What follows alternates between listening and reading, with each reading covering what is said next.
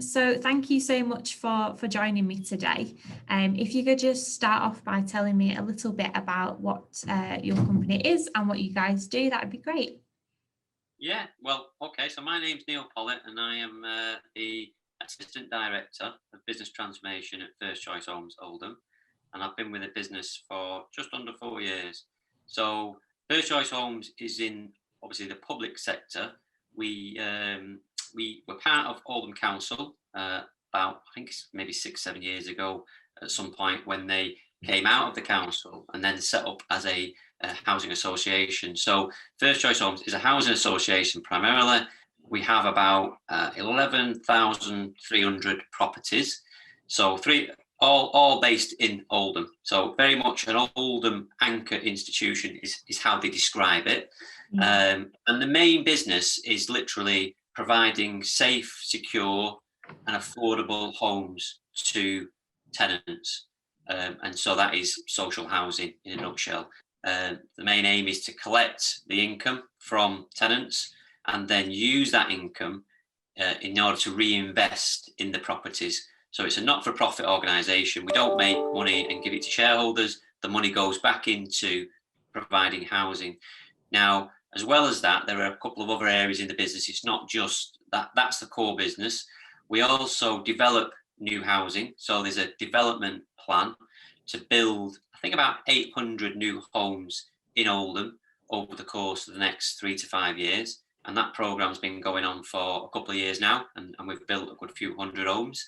As well as building new homes and providing those homes, we obviously have to look after them. So we have a repairs team that go out and repair properties and maintain them. So do gas checks and safety checks. We also do what's called in the strategy is what's called looking around the community. And so we have a lot of community work going on as well within Oldham. So we work with partners, certainly Oldham Metropolitan Borough Council and other partners to make sure that Oldham try and make it a thriving community. Because as we know, for those that do know, obviously Oldham is a fairly deprived area when compared to other towns and cities across the country. And we do have some quite high levels of deprivation. So there's a lot of work that goes on to support communities, and that takes the form of things like we have a directions team who help people with getting into work. So they help with CV writing and skills and training. Wow. and then actually go and helping them with job interviews and getting them on the job ladder. So we have a nice team that supports people in that way. We also do quite a bit with things like, I don't know if people have heard about it, but there's a good scheme now that the team have worked on called the Bread and Butter Offer, which is working with, again, food distributors to get it's high quality food, but for a low cost. And I think, tenants can join that scheme and pay, I think it's about £7 a week, and receive food up to about £20 odd worth of food. Wow. So again, what they're trying to do is really just help people in the community, whether that's anti-poverty type work. We have a lot of stuff where we have community centres. So again, working with the community to get clubs and social clubs up and running, and just trying to make one of the objectives is to make it a thriving community. So support the community, all that, and that's so it's a very nice place to work in that sense. It's about giving something to tenants and making Oldham a vibrant and thriving place.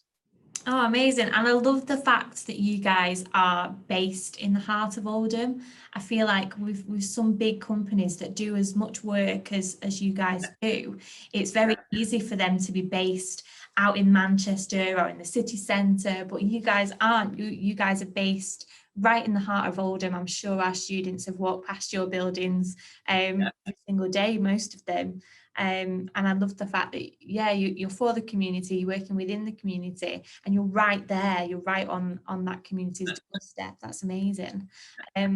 So obviously we're talking today about the T level, and the first T level that Oldham Sixth Form are introducing is the digital T level. Could you maybe touch upon how First Choice Homes works digitally, and maybe has that changed due to the coronavirus situation? How have you guys adapted to work more digitally? Yeah. So So yeah, absolutely. A couple of things on that. I mean, in terms of when we went to lockdown, First Choice Homes was already pretty well established in terms of kind of IT infrastructure and the ability for staff to work from home on occasion. So very easy to log in using software that allows you to connect to work and work from home. So the company had made some investment in that in the past. So what it meant actually was when we did the lockdown in March, it was very easy for us to Yeah. move and get people working from home.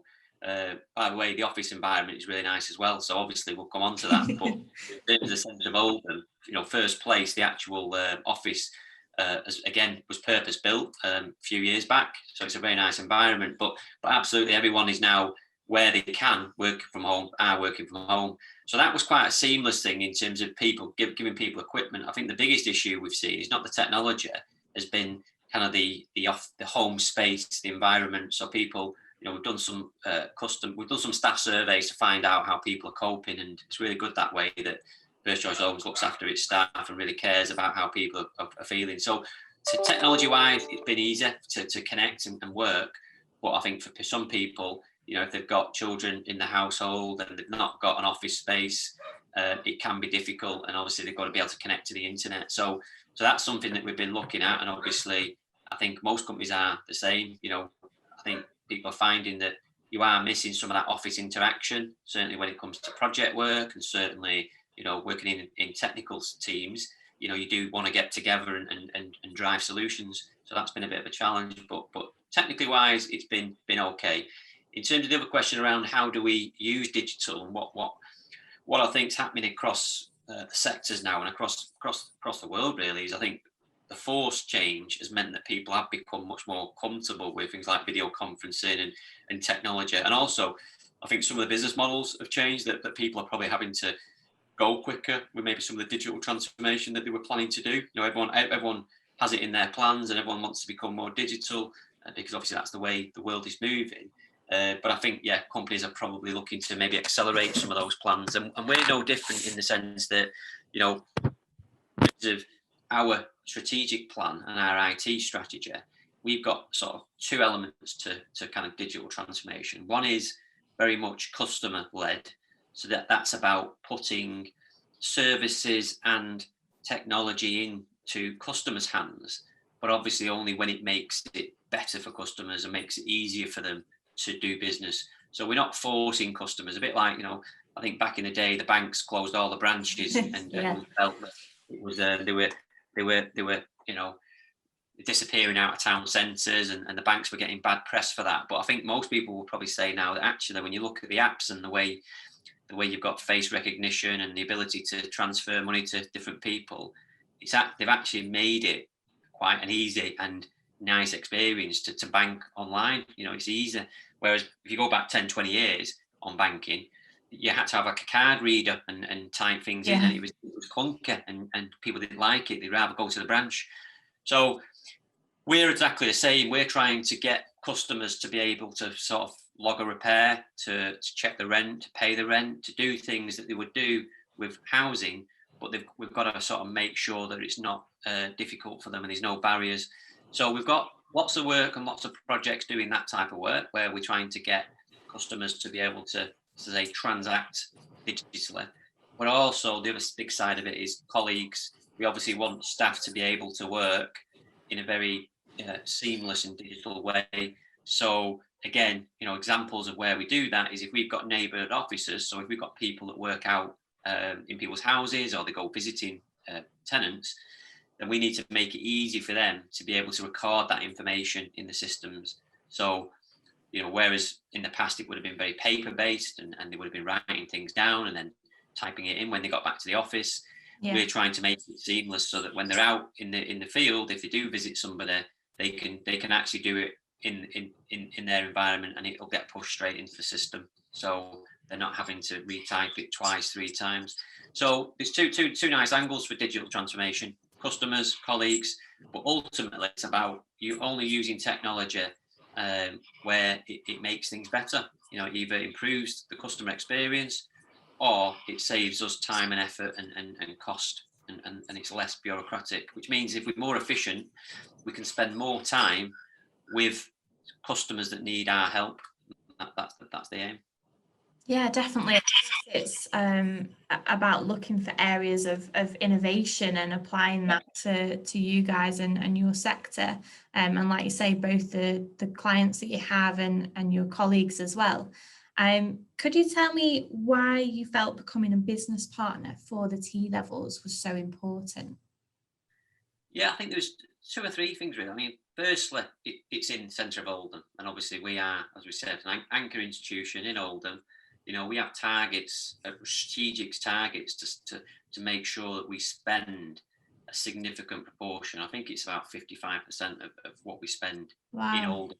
So that applies to who we source goods from, suppliers, contractors, and staff. So we have a lot of staff that obviously live and come from Oldham. So it felt right when we got approached about the T-levels. Obviously, this was something that was in Oldham. It was, you know, younger people who are going to be on this T-level. So we thought it was a great opportunity to be part of that and support the local economy and the local students. I think at the same time, there is a quid pro quo in the sense that obviously, if we get young people who are skilled in the latest digital technologies, then it's a great opportunity for us to grow that supply of technology of individuals, which means that there's a great opportunity that they may take a role with us in the future, which would be good.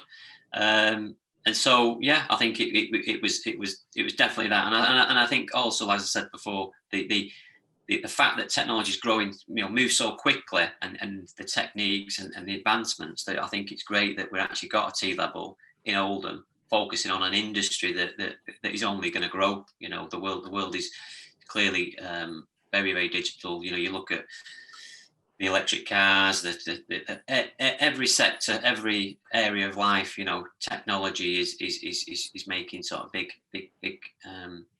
enhancements. So yeah, it's good to be part of it. Yeah, definitely. I mean, it's an amazing opportunity for these students, like you say, who may be from Oldham, they're studying in Oldham, they've maybe not really thought about going anywhere else, and it can be quite daunting in, like you say, an industry that is quite competitive and is growing and changing very, very quickly. It can be quite daunting to think, oh, I'd want to be in that industry, want to get started with my career with digital, but I don't know where to start. And the fact that they can start right here in the town that they know, working with someone that knows the town and knows the community and knows that energy of these students is simply, I just think it's a great opportunity for them. Great, yeah. So I think you've touched upon it a little while ago, but my next question is, what do you think the future of digital or the digital industry looks like? You did touch on it. Yeah, I touched on it earlier. I think it's a very difficult one in terms of it changes so quickly, doesn't it? I was thinking about this only last night. You know, I wouldn't say I'm a major techie person. I my background is finance originally, so I'm an accountant, but I'm responsible for transformation, which is, but people will probably say, yeah, you do like your technology, you gadgets, you think. And I thought to myself this week, I'm like, when I look at it, I've got quite a few Alexa devices in the house. I can talk to Alexa. I've got my lights can come on. I can tell him to set the heating. I've got a robot Hoover. I can tell. But these sound like very, very clever things. And basically, I'm not that clever when it comes to tech. And I've got a lot of guys in the team who are very technical and good at what they do. But I just got these devices and plugged them in basically, and they're not very expensive. So that's for me is what's frightening, is that I've been able to get all these gadgets and they're not expensive, and yet it all works really seamlessly. And you think to yourself, this would have been 10 years ago, you'd have been scratching your head saying, no, that's not possible. Now it's become the norm. The fact you can ask Alexa anything and probably it gives you a good answer. It's searching these AI models are getting so strong and so powerful. They've got, without going into it all, you've got quantum computing that IBM and a couple of others are saying they've made some breakthroughs in. And when that comes through, Elon Musk was on, I think, a couple of months ago talking about, he was saying that they're close to having, humans connected to the World Wide Web through sensors in the brain. I mean, Oh wow, that's just scary. and but he's saying and you think, well, if he's saying it, he's probably got demos of it. It's not far away. So I think that digital and technology is what you can dream of, isn't it? I mean, how far can it go? It's exponential. But I think for what I'm saying for students is it's an exciting place to be, because look, it's a growing industry, and it's whichever walk of life. And I also think, going back to what we just said, I think there's so many facets of it that people think you might see some cool examples of it, but it's everywhere from just websites to apps to proper AI and machine learning. There's so many different elements and really applications for technology that being in that industry, I think it is, for me, would be an exciting place to be if I was growing up. And it'd be a course that I'd be very much interested in, because, as I say, you look at just, even if you go into finance, databases, spreadsheets, any sort of data-led business where information is key to running that. And I think you hear companies talk about that a lot now, about information and information management being the sort of differentiator for a lot of companies, because you can spin up websites so quick, you can source products so quick. The competitive advantage tends to be about data and being able to understand what's happening in your business. A lot of my background has been in data and BI, business intelligence and analytics. So that's what really got me interested in sort of uses of data. So I've come from kind of probably that side of it. Really excited by advancements in some of the data warehousing and the predictive modeling and the Azure and things like Google and Amazon in terms of some of the systems that they're offering. But I just think, for technology and the sector with the kind of environment that's there now, it's a very, very exciting place to be for young people. Yeah, definitely. And it's those young people that really are going to benefit from this, the digital T-level especially. We're looking at students who are already enthusiastic, already intrigued by maybe some of the gadgets that you mentioned there. And these students want to know more. They're so passionate. They want to know how it works, what the coding behind it is, what programming it's used, and what's it developed from, and what's the next step in that development. And all the stuff behind those gadgets before someone like yourself goes and buys it and plugs it in. And I just think it's an amazing course for these students to really channel that enthusiasm and learn more, and then hopefully, like you said, go on to do amazing work and have really successful careers. Coming on from that, what do you think a student will gain from a work placement with First Choice Homes? I think they're getting some very practical experience, but I think more so the environment's very nice. The business, we're not a profit business. We're not selling something, and it's not cutthroat sort of sales orientated. So very much like a family. The team are really great in terms of the IT, the BI team, the transformation team. So get well looked after. I think we were quite organised, so we plan it in to make sure that the day was varied. I know that's one of the questions about what a typical day like. But it'd be, as you'd expect in a team like us, we'd plan things in. We'd make sure they were getting looked after. They'd gain from, we've got a lot of experience in the team. We've got some really different roles. So we've got some very good technical people on the data side of it, building data warehousing and really some fairly sophisticated stuff that we're doing now on that in terms of analytics and Power BI and some latest tools. And then we've also got kind of application developers who are developing apps for systems. Then we've got IT infrastructure people who look after the hardware and some of the servers and the technology and the connectivity. So we've got good people in different areas. So I think what we do is obviously give them the opportunity to work across that and get a good grounding in all those different disciplines while they're there, and obviously focus on the things that they're interested in. So I think it'll be a good opportunity for someone to come into First Choice Homes. Yeah, and I mean, for these students especially, it's always a great opportunity to get real life work experience. if you're a student that maybe hasn't had a taste of the working world yet, it can be an amazing opportunity to get that while you're at college. You don't have to do that afterwards, to start off on your career maybe. As an employer, how vital is that work experience for these young people to have? I think it's really important, isn't it? I mean, I think to get into to an area, to be able to just come in. I mean, when I look back when my first days, I think I probably went from university. I had sort of part-time jobs, but I can't remember actually going in and doing a placement like this where you would get, a good chunk of time with employers to get a feel for it. So I think it'd be good for these kids, because one, it gives them a sense of, what work life's like, what's it like in the environment. And it probably help them in terms of shaping whether it is an industry that they want to be in. So they'll get a feel for it. So I think it is. I think it is important. I think, going back to the other question again about what we get from working with us, I think the other benefit of working for someone like FCHO or coming in to do a placement there is because we're fairly small relative to sort of some of the big companies. We can get stuff done, which I found really really pleasing. So I've been there just under 4 years. And I've come from the banking sector, so I worked for 20 years in banking, and big banks, to do projects and to do IT, it's very slow because everything needs to be going through various different committees and before it even gets somewhere. Whereas in my team, we can move things forward very, very quickly.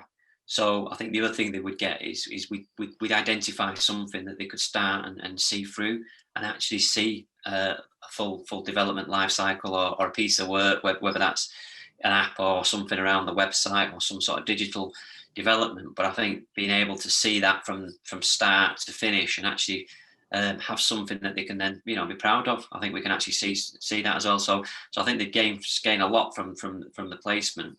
But yeah, I think it is. I think it's important for children to come in and experience that workplace environment, see what it's all about. It sounds amazing. It sounds like such an amazing opportunity. Like we said, right in the heart of their community that they're already a part of, making the most of this opportunity to have real life, hands-on work experience in a sector that they're studying. In a fast-paced, varied environment as well, that hopefully they'll take away some amazing experiences from.